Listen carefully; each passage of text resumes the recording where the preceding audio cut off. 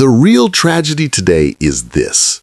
99% of Muslims have no idea about the hidden links between the sacrifice of the Red Heifer, the fall of Al-Aqsa, the Ark of the Covenant, the rebuilding of the Temple of Solomon, and the coming of the Dajjal.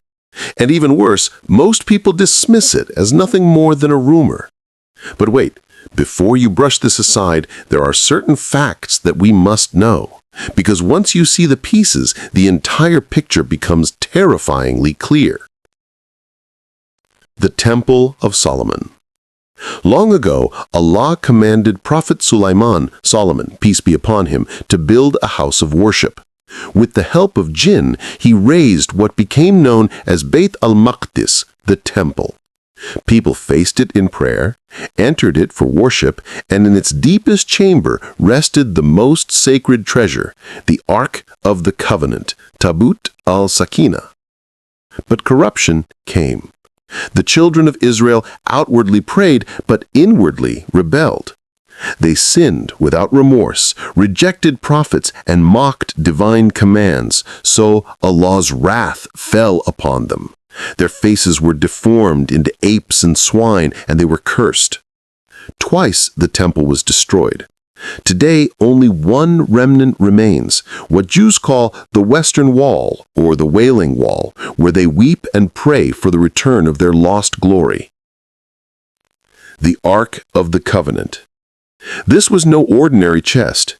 It was made from heavenly wood, passed from Adam, peace be upon him, through generations until it reached Moses, peace be upon him. Inside were his staff, manna from the wilderness, and relics of prophets. Whenever Israel carried it into battle, they won. Its blessings were unmatched. But then came Babylon. In 586 BC, King Nebuchadnezzar, Bucht-Nasser, destroyed the temple, desecrated the ark, and it vanished. Some say Allah himself concealed it to protect it. Since then, Jews have searched the earth for it, believing that without it they cannot restore their power. The Red Heifer sacrifice. Now comes the part that is unfolding in our lifetime. Jewish law demands the ashes of a perfectly red heifer to purify their temple tools. Since the time of Musa, only 9 such sacrifices have ever been made. Tradition says the 10th will mark the age of the Messiah. And now, after 2,000 years, they claim they have found one. They are preparing, and they plan the sacrifice not in some distant century, but in 2026. Perhaps in June or July. The chain reaction. Think carefully about what this means. The sequence is chilling. 1. The red heifer is sacrificed. 2. The ashes purify the tools. 3. Al-Aqsa is demolished. 4. The third temple is built. 5. The false Messiah, the Dajjal, appears. 6. Then comes the Mahdi. 7. The descent of Isa, Jesus, peace be upon him. And finally, the Day of Judgment. This isn't myth. This is their plan. And step 1, the red heifer, is already set in motion. The Dajjal. The Dajjal will not be a random man. He will rise from a Jewish bloodline. One eye blinded, and the word kafir marked on his forehead. He will claim divinity, travel the world, and deceive millions.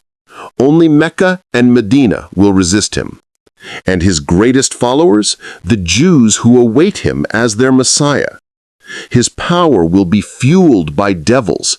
His deception will shake faiths, and many weak-hearted believers will fall into his trap.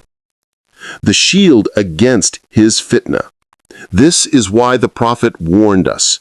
The greatest trial of all time is coming, and he left us protection.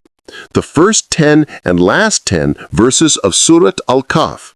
Memorize them, recite them, hold on to them, because when the Dajjal comes, it won't be about armies or politics or wealth. It will be about one thing: your faith. Brothers and sisters, this is no joke. This is the storm on the horizon. And it may begin not centuries later, but with a cow sacrificed in 2026. So the question is, will we be ready?